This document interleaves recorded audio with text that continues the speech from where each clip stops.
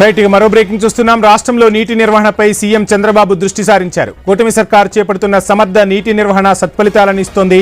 Irrigation అధికారులకు ఇదే విషయంపై ముఖ్యమంత్రి ఎప్పటికప్పుడు దిశానిర్దేశం చేస్తున్నారు. ఓవైపు రిజర్వాయర్లను నింపుతూనే మరోవైపు అన్ని నదీ బేసిన్ల ఆయకట్టుకు నీరిచ్చేలా సర్కార్ కార్యాచరణ చేపట్టిందని అధికారులు తెలిపారు.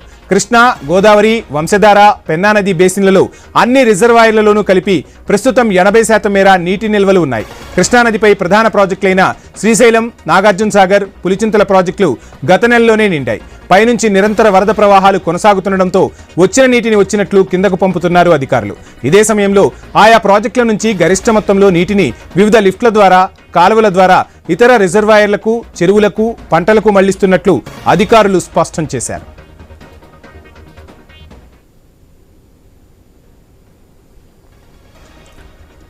ఇక ఈ ఏడాది జూలై నెలలోనే కృష్ణకు భారీ వరద రావడంతో పెద్ద ఎత్తున నీటిని సీమ ప్రాంతానికి తరలించారు.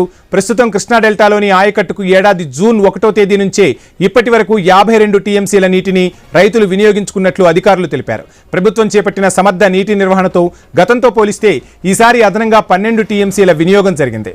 గోదావరి బేసిన్లోని సరార్ధర్ కాటన్ బ్యారేజీ ద్వారా ఎగువ నుంచి వస్తున్న ప్రవాహాలను యథాతథంగా దిగువకు సముద్రంలోకి వదులుతున్నారు.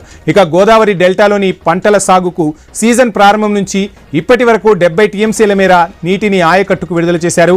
ఇక నీటి ప్రాజెక్టులు కలకలలాడుతున్నాయి. ఆ దృశ్యాలను మనం ఐన్యూస్ స్క్రీన్ పై ఎక్స్క్లూజివ్గా చూస్తున్నాం. వచ్చిన నీటిని వచ్చినట్టు ఒడిసి పట్టి సద్వినియోగం చేసే దిశగా సర్కార్ అయితే చర్యలు చేపడుతుంది. ఇక హంద్రీనీవా కాలువల విస్తరణతో 738 కిలోమీటర్ల మేర ప్రయాణించి కుప్పంకు కూడా కృష్ణమ్మ చేరుకున్నట్టుగా తెలుస్తోంది.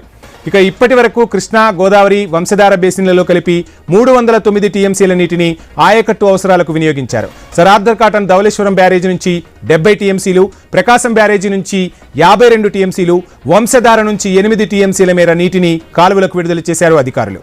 ఇక పోతిరెడ్డిపాడు, హంద్రీనీవా, నాగార్జున సాగర్ కుడి కాలువ ద్వారా ఈ సీజన్లో ఇప్పటి వరకు 156 టీఎంసీల నీటి వినియోగం జరిగింది.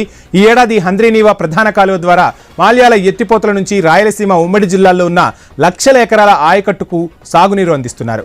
హంద్రీనీవా కాలువలు వెడల్పు చేయడంతో 738 కిలోమీటర్లు ప్రయాణించి కృష్ణా జలాలు చిత్తూరు జిల్లా చివరి ప్రాంతాలకు చేరుతున్నాయి.